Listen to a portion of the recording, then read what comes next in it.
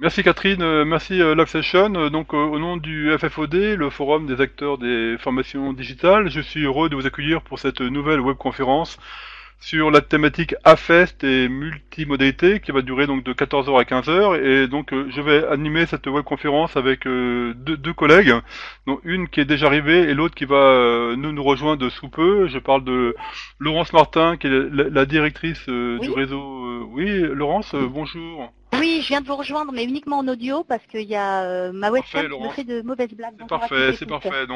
Je viens juste de lancer la webconférence qui est enregistrée par Catherine. Très bien, très très Laurence bien. est en ligne avec moi et Noria, j'espère, va nous rejoindre puisqu'on a une thématique générale ensuite on va se centrer sur deux exemples portés par ces deux partenaires du FFOD que sont la PAP et NEL associés. Voilà, mon prénom c'est Jean, mon nom c'est Van Swelden, je suis consultant indépendant, je travaille sur l'innovation pédagogique, je salue les collègues que je connais, qui sont connectés, et je suis moi-même membre du FFOD, voilà le programme de cette webconférence. Donc un temps d'introduction qui nous permet de voir que le nombre de participants continue à augmenter, hein, plus de 170 inscrits, on dépasse les 60 connectés. Voilà, dès que vous êtes connecté, vous pouvez confirmer dans le chat de quelle ville vous êtes connecté, si vous êtes à New York, à Rio ou à Tokyo. Voilà, c'est pour nous, c'est important.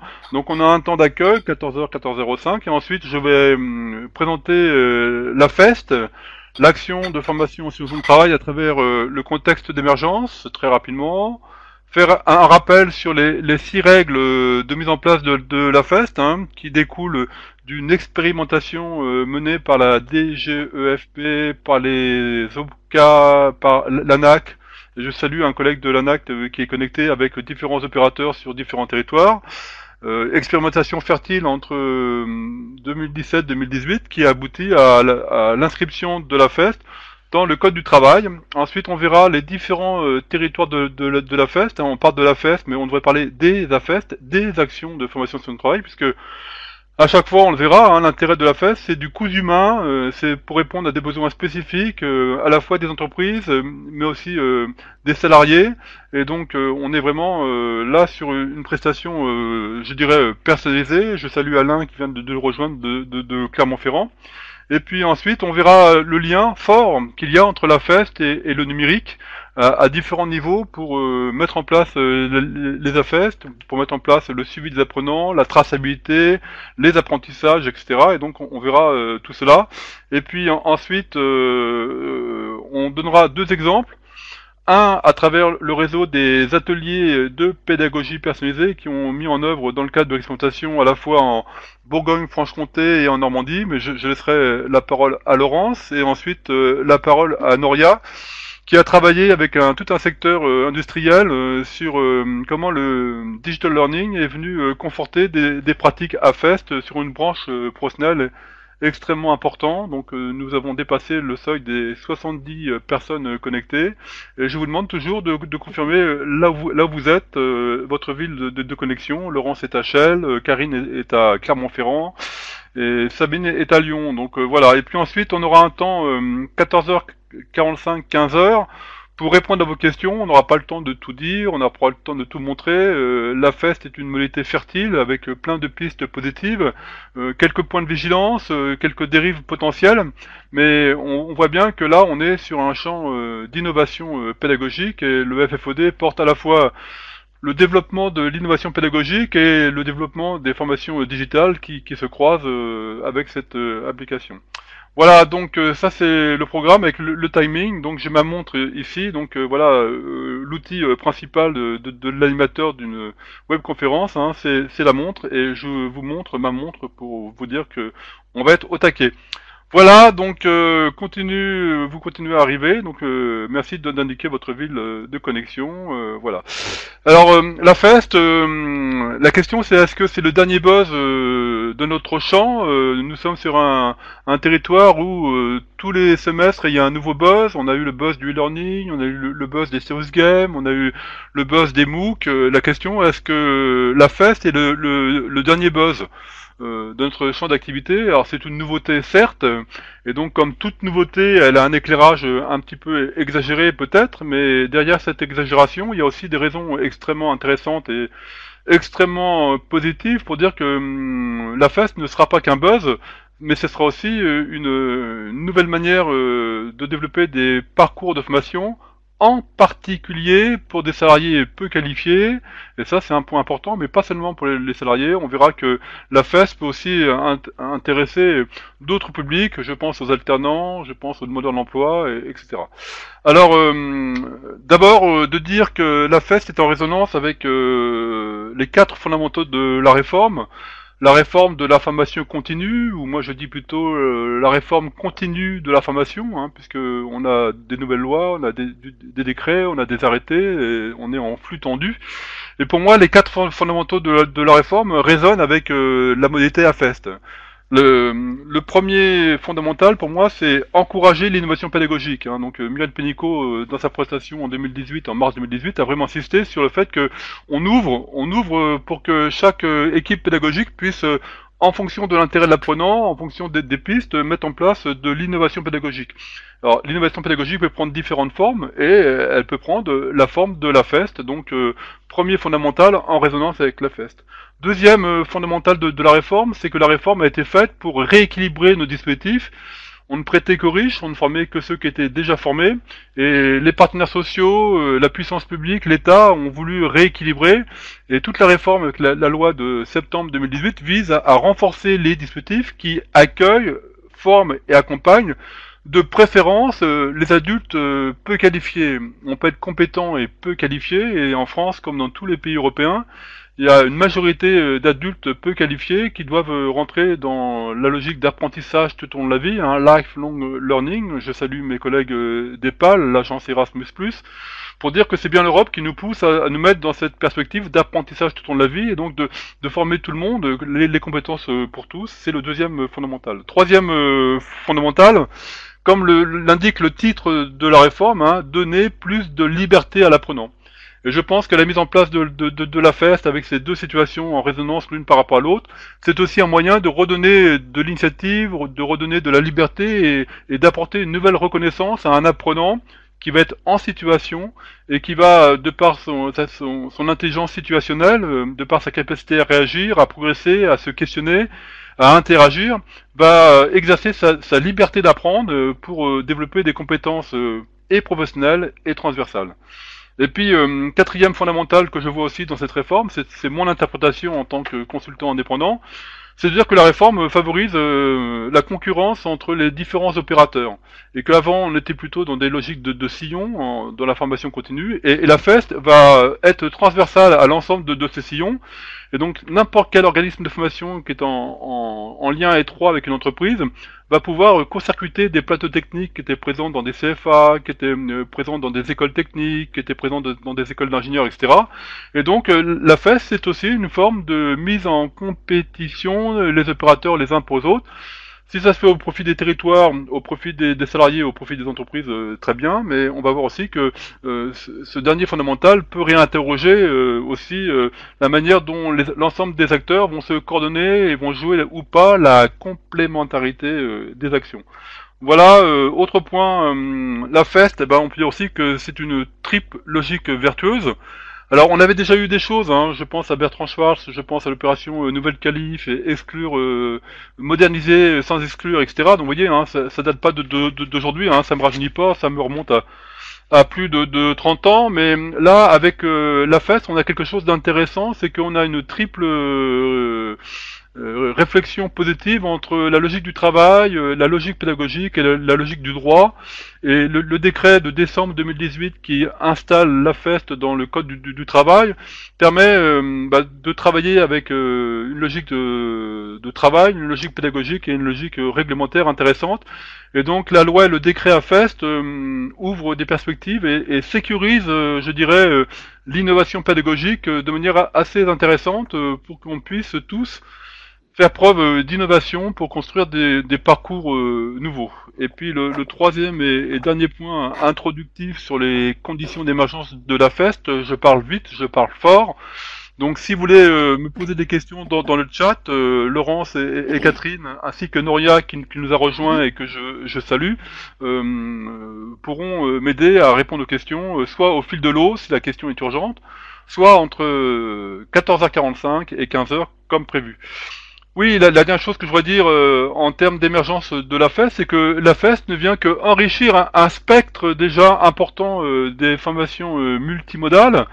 Multimodal, plusieurs modalités, hein. On a le transport multimodal, on a l'énergie multimodale, et ben là on a les formations multimodales, et je dirais que la FEST vient enrichir ce spectre-là avec une nouvelle possibilité, et cette nouvelle possibilité s'inscrit dans la continuité. Donc pour moi la FEST n'est pas une innovation, pour moi la FEST est une continuité, et on a poussé le bouchon un peu plus loin, pour avoir des formations multimodales de plus en plus riches. Alors pour moi, formation multimodale égale FOAD. FOAD, c'est inscrit dans le code du travail, hein, formation tout ou en partie à distance. On ne dit plus formation ouverte à distance, on dit bien formation tout ou en partie à distance, égale formation digitale. Je rappelle le FFOD, le Forum français des acteurs des formations digitales. Et tout ça, c'est la même chose. Et puis, pour ceux qui aiment la langue anglaise et l'accent tonique, on peut parler de digital learning. Mais tout ça, c'est la même chose. C'est le fait de marier la présence à la distance, certes, qui est la première alternance de la modalité, une alternance très importante pour construire des parcours où l'apprenant est dans le même temps, le même lieu que son équipe pédagogique, mais aussi des temps et des lieux différents de son équipe pédagogique. Donc ça, c'est une véritable révolution, la révolution de l'unité de temps, de lieu et d'action, mais qui, à côté de cela, il y a plein d'autres alternances de modalités que je ne vais pas développer, mais que vous voyez apparaître à l'écran, et qui font dire qu'on a ici une matrice extrêmement intéressante. Des fois, il est intéressant que l'activité soit individuelle, des fois, il est intéressant que l'activité soit collective, des fois, l'activité est contrainte, des fois, l'activité est souple, des fois, l'activité est en ligne, des fois, en CDR, des fois, l'accompagnement est synchrone, des fois, asynchrone, et on va enrichir le spectre de ces modalités avec pour moi, deux modalités fondamentales. C'est des temps de formation classiques, je dirais, et des temps d'auto-formation accompagnée. Et là, je me tourne vers les collègues du réseau des ateliers de pédagogie personnalisée qui ont mis cette modalité en activité depuis bien longtemps, mais la FOAD et la FES ne font que conforter le fait que un apprenant adulte motivé va alterner des temps de formation classique et des temps d'auto-formation, mais à accompagner. S'il n'y a pas accompagnement, le Code du travail nous rappelle que sans accompagnement, on n'a pas d'action de formation. Et puis au final, je suis dans le timing, le final, c'est la dernière alternance, formation en centre, donc dans le centre de formation, très classique, et maintenant formation en situation de travail, une nouvelle alternance, et le Code du travail reconnaît de manière très claire que l'entreprise, le lieu de travail est un lieu de formation en tant que tel, sous certaines conditions qu'on va voir ensemble, mais c'est vraiment une avancée extrêmement importante. C'est quoi un CDR? Bah, c'est un centre de ressources. Un CDR, c'est un centre de ressources. Donc je réponds déjà à une première question qui apparaît. Je remercie Catherine de son efficacité. Et donc on est bien dans l'alternance où l'apprenant n'ira pas toujours dans le centre de formation, il ira aussi en entreprise. On est encore dans une autre alternance que celle prévue entre le stage en entreprise et le centre de formation, puisque dans la modalité AFEST, tout peut se passer en situation de travail. Et ça, c'est un point extrêmement important. Donc voilà pour la partie introductive. Peut-être un dernier nuage de mots que je n'aurai pas le temps de commenter, mais chacun va y retrouver ses moutons, si je puis dire, puisqu'en fait la FES qui est au centre de ce nuage d'innovation pédagogique est entourée d'autres innovations pédagogiques, c'est-à-dire que les compagnons du devoir, les écoles de production n'ont pas attendu la FES pour mettre en place des approches faire pour apprendre et apprendre pour faire, hein, le développement des pédagogies actives, le développement des pédagogies prenant en compte le numérique, hein, je pense au MOOC, je pense au digital learning, je pense au PIX, etc. Donc il y a plein d'innovations. Je souligne aussi le CLEA, hein, qui va être en résonance avec les parcours à Fest, voilà, et donc on a ici une nouvelle touche pour, comme dirait Monet, enrichir le tableau des innovations pédagogiques. Donc effectivement, on est bien dans cette continuité qui fait que la FES va prendre une place normale.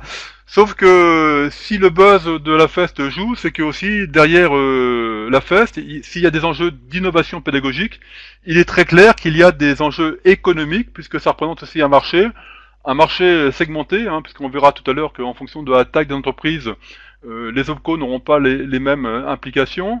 Et que on a quitté le plan de formation pour mettre en place le plan de développement des compétences et que tout ça repose sur un marché de la formation avec des opérateurs qui vont répondre à des appels d'offres et donc qui vont être en compétition, etc. Et donc il va y avoir aussi des dimensions très claires sur les organismes de formation qui portent l'innovation et qui seront en meilleure posture pour développer des activités et des marchés. Voilà, donc ça c'était la partie introductive, et donc on va maintenant se focaliser sur la FEST, les 6 règles de la FEST. Alors ce que je dis est un peu réducteur, veuillez m'en excuser, mais dans le buzz il y a aussi plein de choses positives, et je salue mes collègues de C-Campus, mes collègues de Calif FR, mes collègues de ProSapiens, mes collègues des OCO, etc. Et il y a mes collègues de l'agence Erasmus+, qui produisent des articles de qualité sur la FEST, et je vous invite, avec un bon moteur de recherche qui commence par Q et qui finit par T, de retrouver des éléments complémentaires pour voir un petit peu comment fonctionne la FEST. Là, je m'appuie sur le rapport d'expérimentation mené par la DGEFP avec l'ANAC, les OPCA et les opérateurs, qui ont défini à quelles conditions une AFEST pouvait fonctionner. On a aussi dans ce rapport des éléments intéressants pour dire quand la FEST ne fonctionne pas. Ça, c'est un point important, un point de vigilance. La FEST n'est pas la solution miracle, c'est une nouvelle modalité, mais cette modalité doit répondre à certains critères. Les 6 critères que je voulais mettre en avant avec vous et que Noria et Laurence vont reprendre sur les 2 exemples sur leurs 2 territoires, c'est que le point fondamental de la FEST, c'est que on part de l'analyse d'une situation de travail. Analyse d'une situation de travail, c'est important puisqu'en fait on veut soit transmettre des compétences entre 2 salariés, soit on veut développer des compétences pour que le salarié puisse jouer la mobilité sur des postes de travail, soit on veut faire acquérir de nouvelles compétences liées à la modernisation d'une chaîne de production ou d'une organisation nouvelle, etc. Et que c'est par l'analyse de la situation de travail où on va faire l'inventaire des différentes situations, on va associer les contextes de ces situations de travail. Ensuite, on va travailler sur comment ces situations de travail peuvent ou pas devenir formatives, et à quelles conditions on va pouvoir introduire la notion d'essai, la notion d'erreur, la notion de progression. Donc il y a tout un travail autour de la didactique professionnelle à faire pour voir à partir de la demande de nouvelles compétences et à quelles conditions cette analyse va nous permettre de générer un parcours à FEST, et donc c'est la première prestation autour de la FEST, c'est analyse de la situation de travail pour travailler sur la création sur mesure d'un parcours à FEST pour atteindre des objectifs assignés à la demande de l'entreprise. Et donc c'est le point de départ et c'est ce qui fait tout l'intérêt de la FEST, c'est de mettre en place un parcours qui va répondre directement à des compétences professionnelles, à des compétences transversales nécessaires au développement de la qualité de la prestation en entreprise. Et donc ça, c'est vraiment un point important.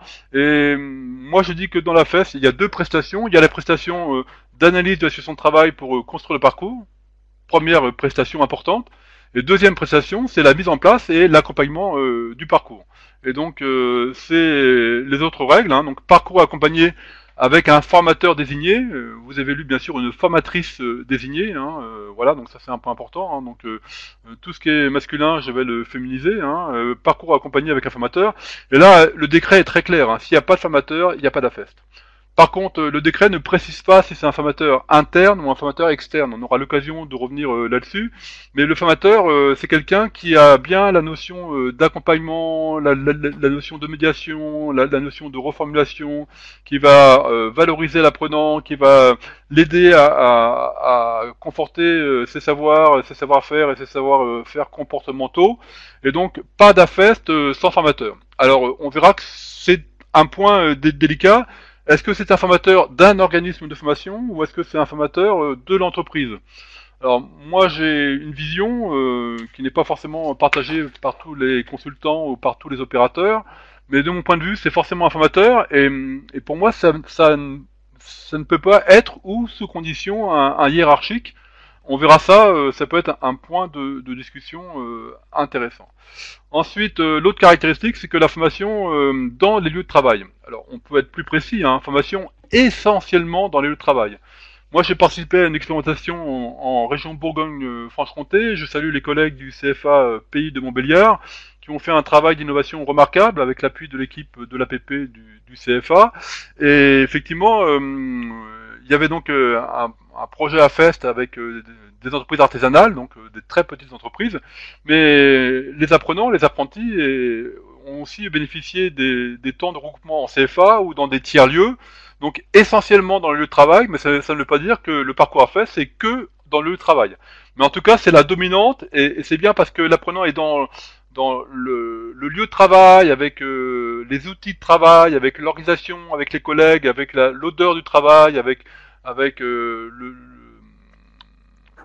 le bruit du travail, qu'il va pouvoir s'engager effectivement pour voir que sa progression va être bien prise en compte dans ce contexte professionnel.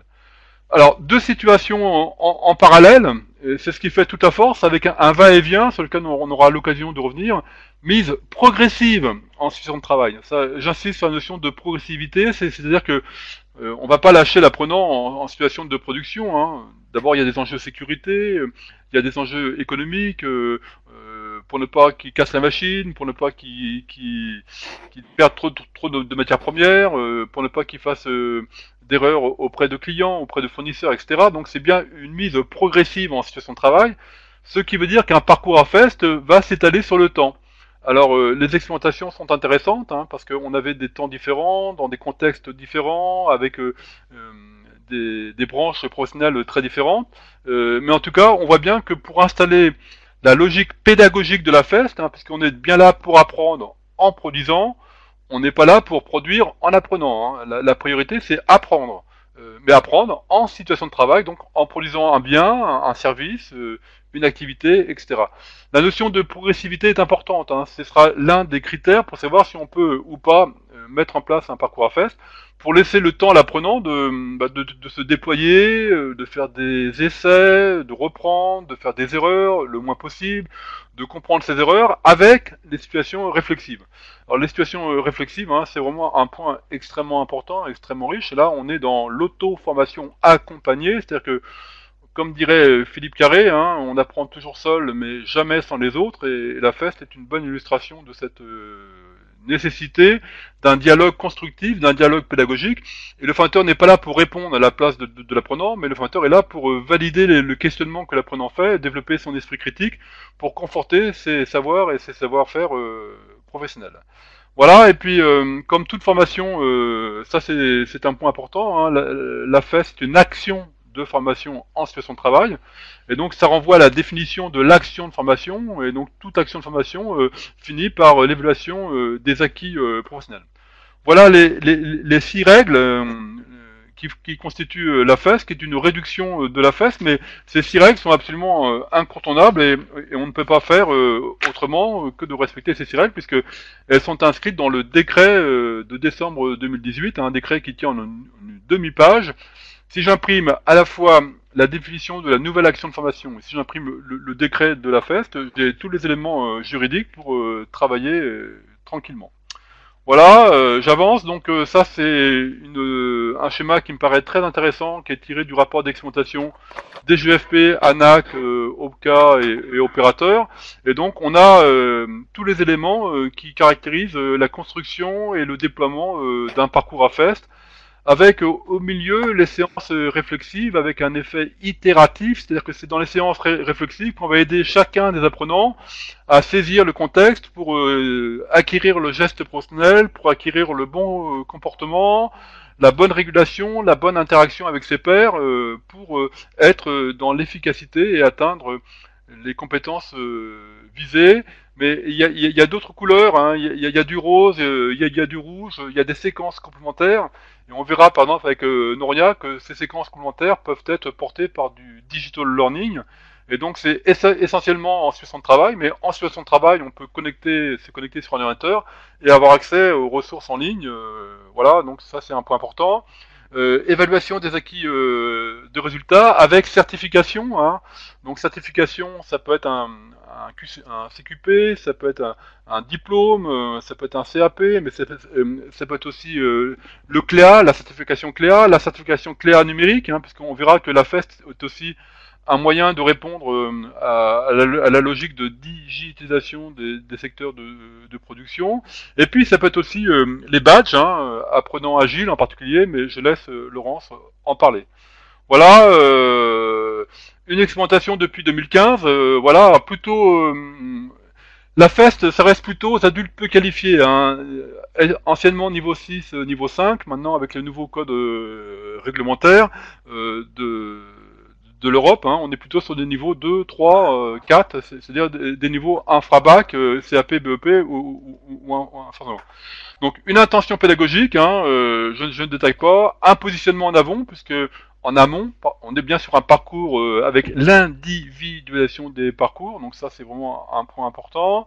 Euh, méthode pédagogique variée, je l'ai dit, hein, apprentissage par l'action, la réflexion et le partage. Le partage avec ses pairs, le partage avec ses collègues, le partage avec le formateur, voilà, ou avec d'autres apprenants qui sont dans d'autres parcours à FEST, voilà.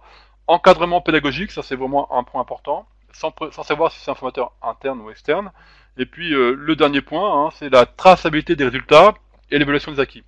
Alors ça c'est un point important, la traçabilité, il faut qu'on mette en place parallèlement au parcours, la traçabilité non pas des temps et des lieux, mais la traçabilité des activités. Donc ça c'est le nouveau cadre réglementaire, le décret de la FOD, apporter des éléments probants, qui ne soient pas forcément des feuilles d'émargement, mais des éléments qui permettent aux financeurs de savoir qu'a fait l'apprenant et comment il progresse à travers des productions, à travers des interactions et à travers des évaluations tout au long du parcours. La notion de traçabilité est un point très important hein, sur la qualité des parcours à FEST. Et on a des entreprises qui commencent à mettre en place des outils intéressants pour avancer. Alors, les différents territoires de la FEST, hein, j'avance un peu rapidement. Alors, la FEST vue comme un dispositif pour que les salariés puissent mieux se former. Donc, la FEST a d'abord été faite pour les salariés peu qualifiés qui ne partaient pas en formation. S'ils partaient pas en formation, étant en situation de travail, ils vont se former en situation de travail. Et donc, l'idée, c'est qu'ils n'ont plus à partir en formation. Mais par contre, de bien leur faire comprendre à eux et à leurs collègues que s'ils sont toujours dans le lieu de travail, ils sont en formation. Ils apprennent en produisant. Ils ne produisent pas en se formant. Et donc là aussi, c'est un point important, c'est-à-dire de flécher, d'informer, d'organiser le fait que il y a des temps de production et il y a des temps réflexifs et ce sont bien dans les deux cas des temps de formation, ce sont bien des séquences du parcours à FEST. Alors pour moi, il y a plusieurs territoires parce que je sois dans une grande entreprise, une entreprise moyenne ou une petite entreprise, la FEST ne va pas se mettre en branle de la même manière. Je pense que les grandes entreprises seront à même de s'auto-saisir de la modalité AFEST et on voit des grandes entreprises avec leur service formation en interne, avec un travail avec des consultants externes, mettre en place des parcours AFEST et souvent avec les conseils des OPCO associés. Par contre, à l'inverse, dans les petites entreprises, il est bien clair que ce que je raconte est un jargon entre acteurs du savoir et qu'il va falloir qu'on simplifie nos discours et qu'on soit nettement plus opérationnel pour que quand je travaille avec une entreprise de moins de 50 salariés, que je puisse apporter des éléments de réponse, des éléments de clarification et convaincre le chef d'entreprise, le manager, que l'une des solutions pour développer les compétences de ses salariés, c'est peut-être la FEST.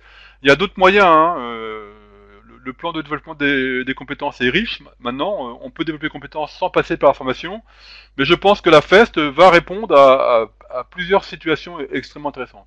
Et entre les deux, il y a les entreprises moyennes, hein, de 250 salariés. Juste un petit écho sur le nouveau rôle de nos collègues OPCO.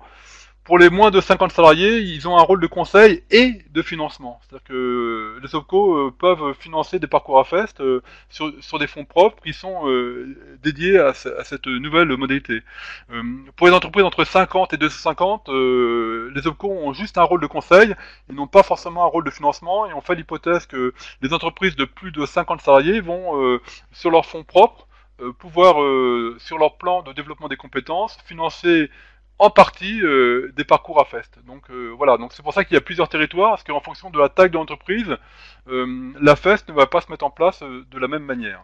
Et puis, si la FEST est un dispositif pour former les salariés, je crois et je pense, et j'en suis même sûr, puisque j'ai déjà des échanges avec différents partenaires, c'est que puisque la FEST est une modalité, bah, cette modalité peut toucher des alternants, peut toucher des demandeurs d'emploi ou autres publics, et la FEST peut être aussi une partie d'une action de formation. Et voilà, et le CFA Pays de Montbéliard a saisi la modalité pour mettre en place une autre forme d'alternance. Hein. Il y a l'alternance intégrée.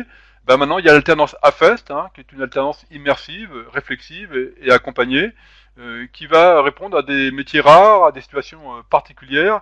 Et nos collègues du CFA Pays de Montbéliard ont vraiment expérimenté des choses extrêmement intéressantes. Je sais qu'il y a d'autres CFA qui sont sur cette piste-là pour intégrer le... Voilà. Et donc j'avance pour laisser la parole à mes collègues.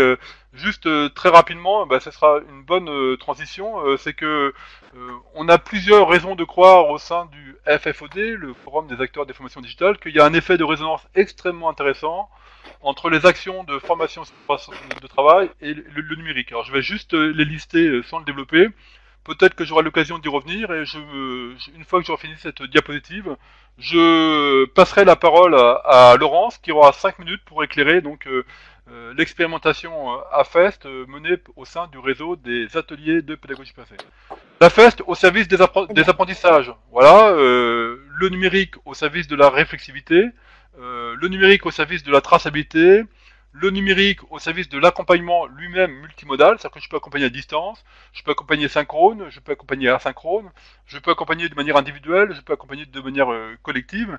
Et donc, je voudrais citer deux applications que j'ai repérées, une du côté de ProSapiens, une autre du côté de CalifFR, qui sont des applications sur ordiphone. Alors, je ne dis pas smartphone en tant que belge, je dis ordiphone, qui sont des applications dédiées sur le téléphone propre de chacun des apprenants, de chacun des appreneurs, qui vont me permettre de mettre en place une réflexivité, une traçabilité à travers les traces que l'apprenant va lui-même prendre de ses activités en situation de travail, de se filmer, de noter, etc. Il y a eu des usages de tablettes, des usages de Google Drive, des usages de Framapad, des prises de photos, de partage de photos, etc. Extrêmement intéressant, qui fait que le numérique a une place extrêmement intéressante pour conforter l'approche de type action de formation en situation de travail. Et puis le numérique au service de la professionnalisation, parce que je crois qu'effectivement, l'accompagnement de la transformation technologique ou de la transformation numérique peut être en partie prise en compte avec la mise en place pour des publics faiblement qualifiés. Je pense au Cléa numérique, je pense au PIX, une solution pour faire d'une pierre deux coups, c'est-à-dire développer des compétences professionnelles, mais aussi développer une culture et une pratique du numérique en entreprise. Voilà, donc je suis pile à l'heure et donc je me tourne vers Laurence. Laurence, Oui, c'est à vous. oui, bonjour à toutes et à tous. Jean, confirme-moi qu'on m'entend bien. 5 sur 5, Laurence, comme si tu étais en France. Parfait. Ah bah c'est parfait. Donc en 5 minutes, bien entendu, le défi est majeur, mais Jean a déjà présenté les points principaux qui vont faire écho avec la démarche APP. Juste pour expliquer d'où je parle, je me fais un peu la porte-parole des pratiques des APP sur ce sujet-là à l'occasion de ce séminaire. La démarche APP, c'est une démarche pédagogique qui met bien la personne au centre de la démarche et dans laquelle on retrouve la mise en autonomie des personnes et surtout l'apprentissage par le faire, c'est-à-dire la mise en situation, la logique de projet.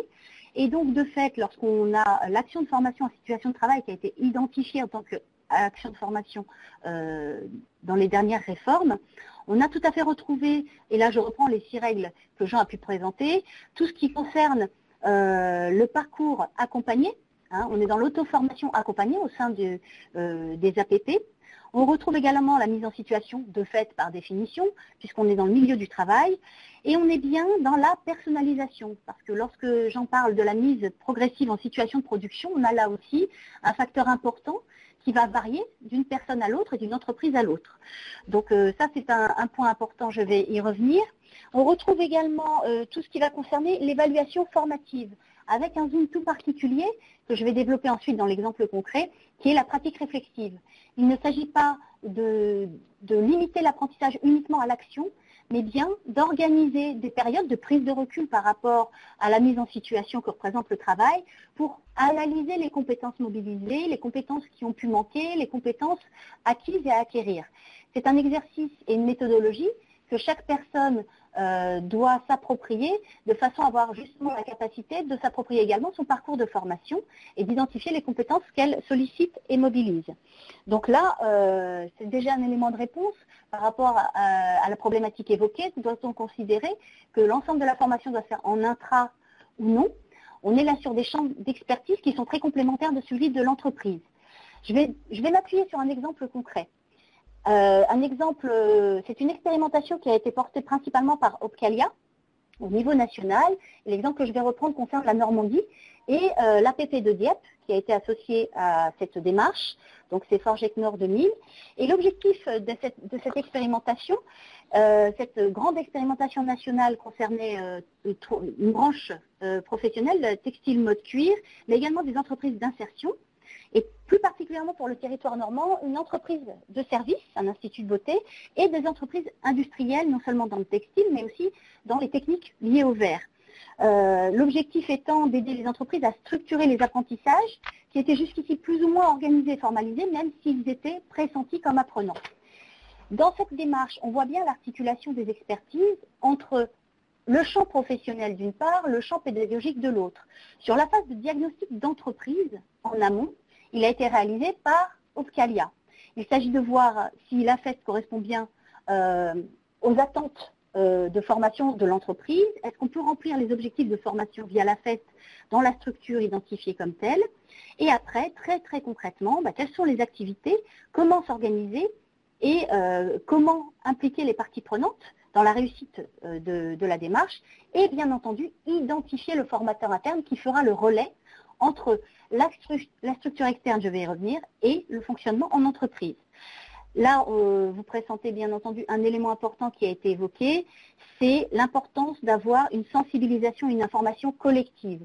Au-delà du seul apprenant, au-delà de la seule DRH lorsqu'elle existe, il est important aussi de former et d'accompagner bien entendu le formateur interne, mais aussi le management intermédiaire, de façon à ce que la personne ait bien les temps dédiés pour les périodes de formation et que tout le monde soit sensibilisé aussi à l'approche agile que cela nécessite de l'ensemble des acteurs au sein de la structure.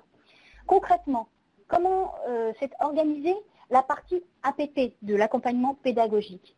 Et bien entendu, on va retrouver toute la dimension d'identifier la bonne personne en interne, qui va être le formateur interne qui va travailler en binôme finalement avec le formateur référent APP. Ce n'est pas forcément la personne la plus compétente et la plus reconnue sur ses compétences strictement techniques à son poste de travail, et cela nécessite une appropriation d'une partie de la dimension pédagogique de l'accompagnement.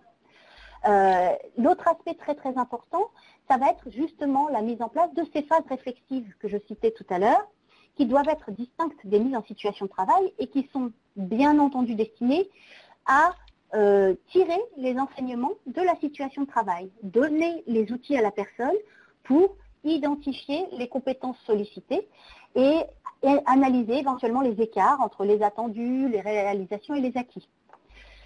Donc, Laurence, il te reste 2 minutes. Hein. On a déjà passé les 5 minutes. Je te mets 2 minutes supplémentaires avant de passer la parole à Noria, quitte à ce qu'on revienne à la fin. Donc 2 minutes, Laurence. Tout à fait. Et juste un zoom très très important qui va faire le lien justement avec l'importance du numérique dans l'approche que l'on s'approprie au sein des APP, c'est qu'on accompagne toutes les preuves recensées lors de l'activité de travail pour les recenser à travers des badges numériques qui, via les compétences transversales, vont permettre à l'apprenant de consolider, au-delà de la compétence professionnelle, les compétences transversales acquises lors de cette mise en situation de travail. Voilà. J'ai Très fait bien. court. Très bien, Merci. c'était parfait, Merci. Laurence. Donc, on salue l'équipe de l'APP de Forgeec Nord en Normandie qui a fait ce travail avec Opcalia Normandie sur l'année Exactement. 2017 et 2018 et qui Mhm. poursuit. Noria, c'est à Très vous, bien. donc un nouveau membre, enfin un membre du FFOD. Donc Noria, c'est à vous sur la prochaine diapositive, 5 minutes plus 2 minutes. Voilà, Noria, c'est à vous. Bonjour à tous, dis-moi Jean si tu m'entends bien. 5 sur 5 ou plutôt 4 sur 5. Si tu peux rapprocher un peu le micro, ce serait parfait. Merci. Donc moi je tenais à vous présenter un dispositif qu'on a conçu il y a 3-4 ans et qui faisait partie également de des différentes expérimentations qui ont été menées sous l'égide du gouvernement, enfin du ministère du Travail, avec un certain nombre d'acteurs différents. Nous, on a travaillé avec l'INI, qui est l'organisme de formation de la branche professionnelle liée au nettoyage industriel,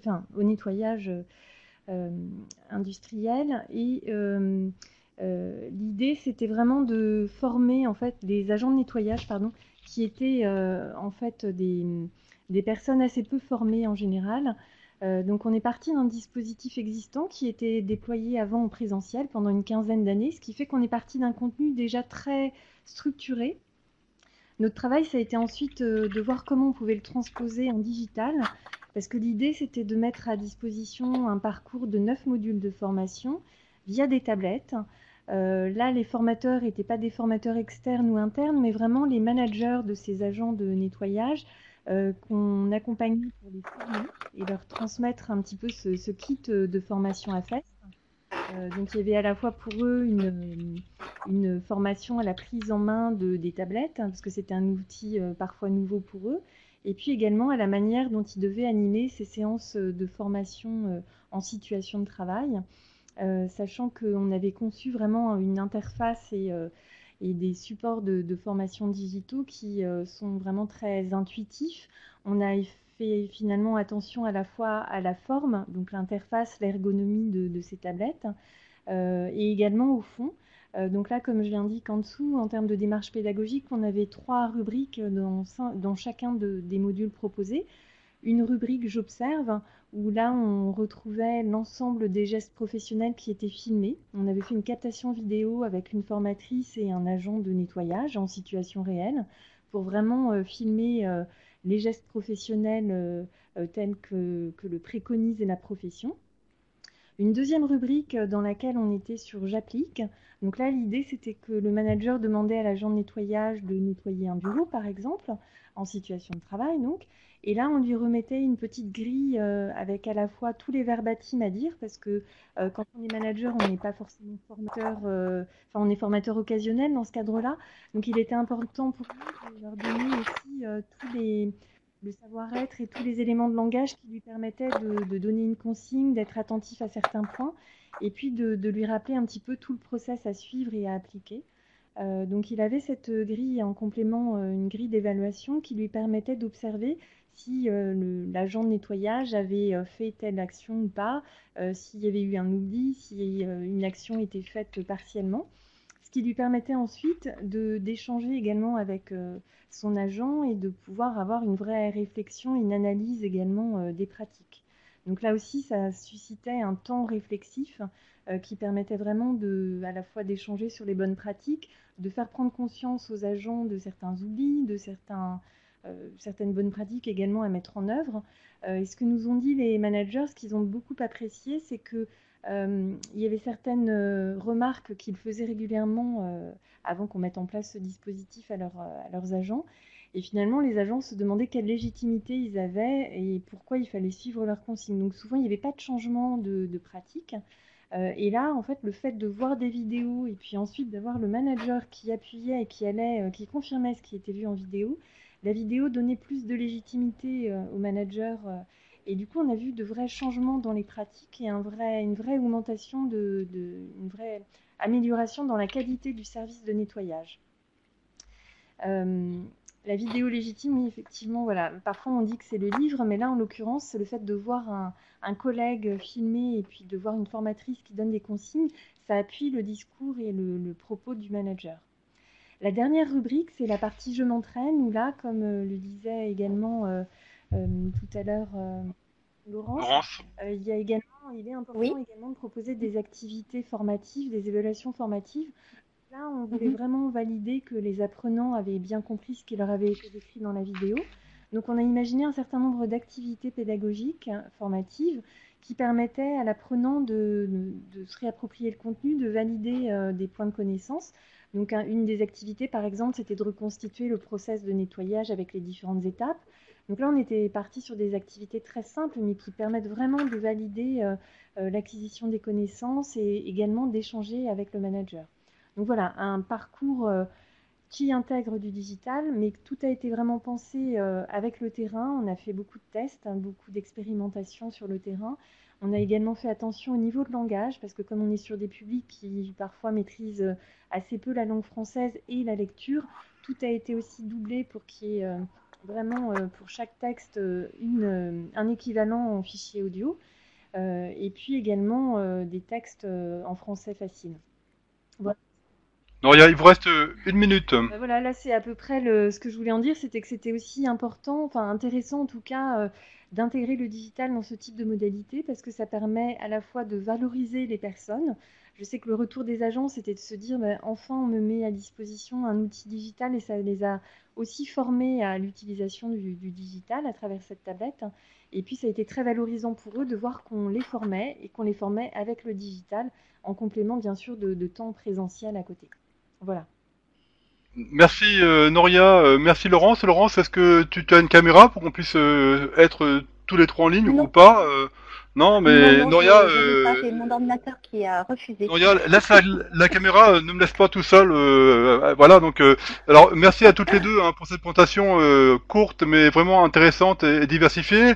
À chaque fois pour des publics faiblement qualifiés, ça c'est un point important. Noria avec un secteur industriel plutôt des entreprises moyennes, voire des grandes entreprises, alors que Laurence c'était plutôt vers des PME, PMI. Ouais. Donc il y a plein de questions à laquelle on va essayer tous les trois de répondre.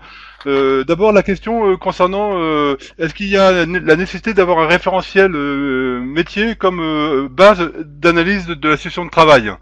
Alors je sais pas si Laurence ou Noria ou on peut répondre, c'est que s'il y a un référentiel métier c'est mieux, s'il y a une fiche de poste c'est mieux, mais des fois c'est aussi l'occasion de remettre un petit peu d'ordre dans le désordre de certaines entreprises et de voir avec elles comment on va pouvoir construire ce type de référentiel métier ou référentiel activité. Laurence, Noria, sur cette question, est-ce que vous voulez ajouter un point J'allais rebondir justement là-dessus, si je peux me permettre. C'est oui juste la difficulté qu'il y a parfois dans les entreprises, c'est de traduire leur référentiel métier pour l'exercice notamment de la FEST, mais plus largement pour la VAE, etc., en référentiel de compétences. Ce qui n'est pas forcément un exercice facile parce que parfois le vocabulaire utilisé est très restrictif, même si les compétences mobilisées sont beaucoup plus larges. Et donc de fait, dans la professionnalisation des acteurs, il n'y a pas seulement la dimension pédagogique, il y a aussi toute une dimension de réécriture ou d'appropriation de l'approche compétences par les acteurs de l'entreprise, qui permettra en plus de faciliter les recrutements, de faciliter la reconnaissance et donc de faciliter également l'accès à la formation de tous, puisque ça permet à chacun de voir qu'il est compétent au-delà d'avoir une fiche de poste. Un impact fort du côté des PME, PMI, c'est de s'approprier la dynamique compétence et d'avoir un trait d'union entre l'entreprise et les acteurs de la compétence soutenus par les OPCO. D'accord Noria, c'est bon Un point complémentaire Pour donner un autre regard, nous, comme on était au niveau d'une branche professionnelle, l'objectif, c'était aussi d'harmoniser un petit peu les pratiques et puis bien sûr, après, chaque entreprise peut envisager certaines pratiques différemment, mais l'idée, c'était aussi d'homogénéiser les pratiques et on s'est effectivement appuyé sur des référentiels métiers. D'accord. Autre question, est-ce qu'il faut avoir un permis spécial pour être formateur à FEST? Est-ce qu'il faut être certifié? Est-ce qu'il faut être tuteur? Quel est le profil? Alors, on a vu qu'il y avait le référent à FEST et il y avait le formateur. Quid du profil de formateur? Alors, qui veut répondre? Ce que je sais, c'est que dans certains cahiers des charges aujourd'hui, quand on les voit passer là depuis quelques semaines, on voit que certains organismes demandent à ce que les formateurs soient certifiés à FEST.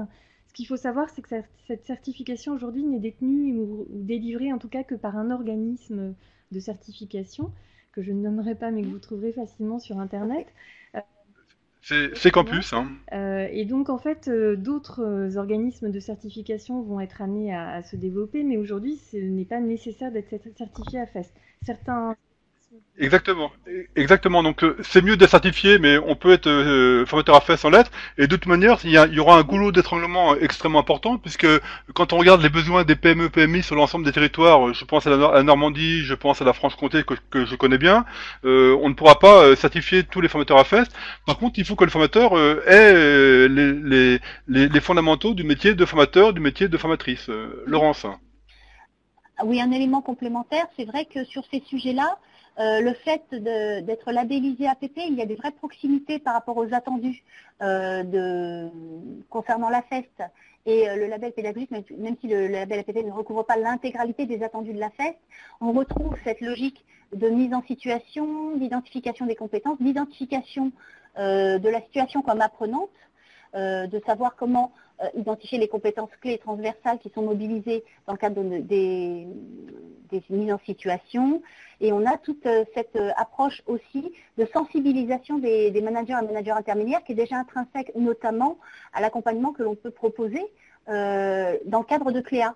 Lorsqu'une entreprise sollicite Cléa, les freins ne viennent pas forcément des apprenants eux-mêmes, mais ils peuvent venir du management intermédiaire qui ne voit pas forcément l'utilité de cette formation dans l'immédiat et qui a besoin de s'approprier cet aspect-là. Donc de fait, il y a une proximité qui nous facilite la visibilité de l'expertise, même si il est important de rendre visible l'intégralité des attendus de la FEST au sein d'une reconnaissance éventuelle. Après, c'est un Merci Laurence. Je me tourne vers Catherine pour dire que le chat est caché un petit peu. Je ne vois pas toutes les questions. Si on peut mettre la fenêtre des questions un peu décalée, ce serait bien.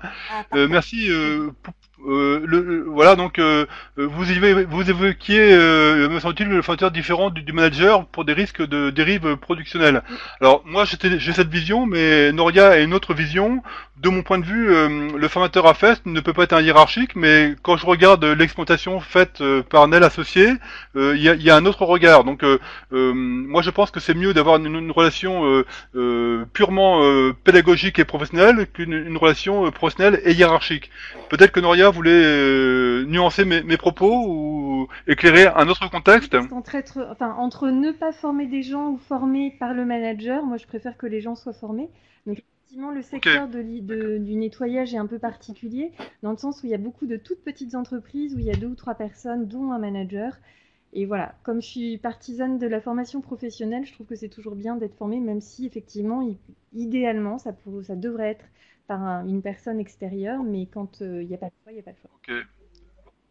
Laurence, Oui. sur le profil du formateur. Le profil du formateur, c'est clairement pas un formateur disciplinaire, on est bien d'accord. On est sur un profil d'identificateur de compétences et qui fonctionne aussi bien pour l'apprenant que pour les situations mobilisées dans l'entreprise. Donc, les spécificités est-ce qu'on est du sur de formateur, l'apprendre à apprendre? Oui. Est-ce qu'on est sur de Exactement. l'apprendre à apprendre en prenant en compte le contexte professionnel? Bien entendu, parce que toute situation apprenante sollicite et mobilise les compétences clés transversales qui nourrissent le fil rouge que représente apprendre à apprendre, c'est-à-dire la capacité de chacun de s'approprier ses apprentissages, de les réutiliser dans d'autres contextes et d'être un apprenant agile, entre guillemets. C'est pour ça qu'on a choisi de donner cette terminologie à la certification qu'on a fait inscrire à l'inventaire avant la fin de l'année dernière, et qui permet justement d'identifier les personnes en capacité de solliciter l'ensemble de ces compétences pour répondre aux attendus, notamment de leur parcours professionnel. Parce qu'on se rend compte que la compétence strictement professionnelle ne s'autosuffit pas, étant donné la volatilité de ces compétences-là, et que le socle de compétences désormais attendu de l'ensemble des acteurs, c'est vraiment les compétences clés et transversales. Donc de fait, les situations de travail sont une belle opportunité à ce sujet. Merci Laurence. Autre question, doit-on fournir un document de preuve sur l'analyse de la situation de travail pour qualifier un dispositif AFEST? La réponse est oui, hein, très clairement, il faut qu'il y ait un travail de fait, un travail d'ingénierie hein, qui a été parfaitement évoqué par Noria et par Laurence, c'est-à-dire aller dans l'entreprise, écouter l'entreprise, la demande de l'entreprise et la situation de l'entreprise, et travailler à partir des référentiels métiers, des référentiels d'activité ou des fiches de poste pour voir comment et à quelles conditions de ces situations-là on peut créer un parcours de formation. Noria, vous voulez compléter ou ajuster? On s'improvise pas, il faut vraiment mettre en œuvre une démarche vraiment structurée. Et puis au-delà de ça, il faut aussi mettre. Enfin, nous, dans le cadre de l'INI, on avait mis en place un PIF, un protocole individuel de formation qui permettait d'attester à la fin de cette période-là, de signer ce protocole, en fait, qui permettait entre le manager, l'apprenant et puis l'organisme d'attester qu'il y avait eu formation en situation de travail. Alors, la collègue parle d'un document réglementaire. Je ne comprends pas trop la question. Laurence, est-ce que vous voulez éclairer? À ma connaissance, il n'y a pas de document réglementaire. On est plus dans les documents attendus, on est plus sur un référentiel qui permette de parler le même langage et de bien être sur la même longueur d'onde entre l'ensemble des acteurs mobilisés. Mais après, le document réglementaire, moi, j'en ai pas connaissance en l'état, mais peut-être que c'est quelque chose Alors, qui sera évoqué ça, par les décideurs. ça me permet de dire quelque chose d'important, c'est que la mise en place de la FEST repose sur une rigueur assez forte, mais doit être une approche de type agile, c'est-à-dire de s'adapter au contexte, de Mhm. fluidifier, de rendre service aux salariés, de ne pas compliquer l'élément du côté des entreprises, mais par contre d'être droit Oui. dans ses bottes pour apporter la preuve aux financeurs qu'on est bien dans le respect du cahier des charges de la FEST à travers la traçabilité des activités. Donc ça, c'est un point important. Mais Mhm. méthode agile, hein, c'est-à-dire qu'il faut que on rend le service à la fois aux salariés et à l'entreprise. Voilà. C'est ça. Mm. Autre point, j'ai une question moi sur la durée des parcours du côté de l'entreprise du nettoyeur industriel. Quelle était la durée des parcours et Laurence, quel était le parcours du côté de l'entreprise de textile à Forgeec-Nord? Nous, côté INI, c'était des modules, en fait, enfin des séquences d'une heure environ de formation, sachant qu'il y avait 9 modules. Donc voilà, ça pouvait être mis en œuvre en fonction des besoins et du niveau de l'apprenant. D'accord, donc ça c'était pour les parties d'apprentissage et réflexives, mais la partie en session de travail où les gens apprenaient, est-ce que c'était complémentaire ou C'était c'était inclus complète, dans? en fait.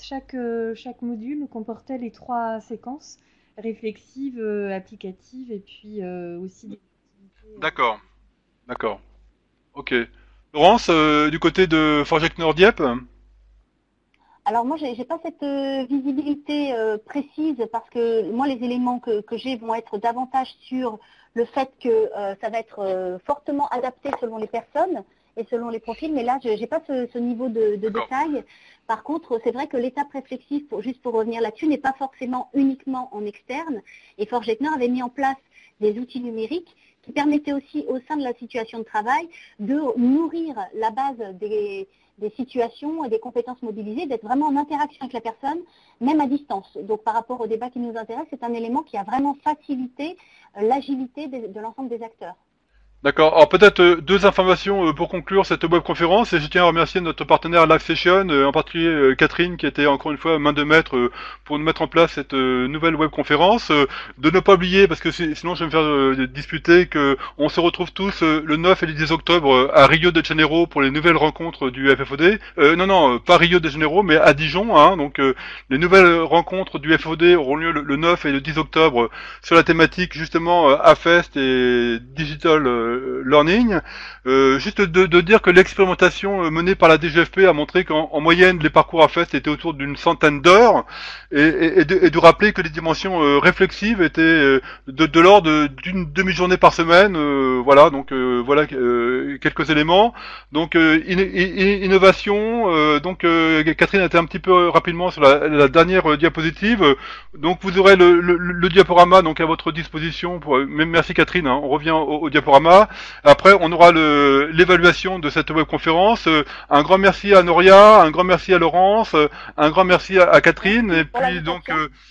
Vous aurez donc un lien pour aller un peu plus loin sur une ressource que j'ai conçue avec Prési pour mieux connaître les fondamentaux, voilà. Et puis dernière diapositive, hein, voilà. Donc tous les partenaires du FOD et moi-même, on vous donne rendez-vous pour les prochaines rencontres nationales du FOD à Dijon, le 9 et le 10. Merci Catherine de passer l'évaluation. Hein. On est très nombreux. Voilà, c'est une web conférence qui a du succès et c'est tant mieux. Elle sera disponible en différé sur la chaîne YouTube du FFOD. Et donc, merci de répondre. Voilà, donc Aurélia précise le lien pour voir un petit peu voilà, les autres webconférences qui ont été enregistrées avec l'appui de Live Session.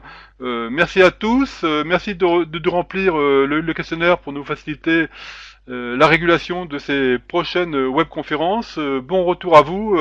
Vive Perpignan, vive Rennes, vive Besançon, vive Lille, vive Rio de Janeiro, New York, Sao Paulo.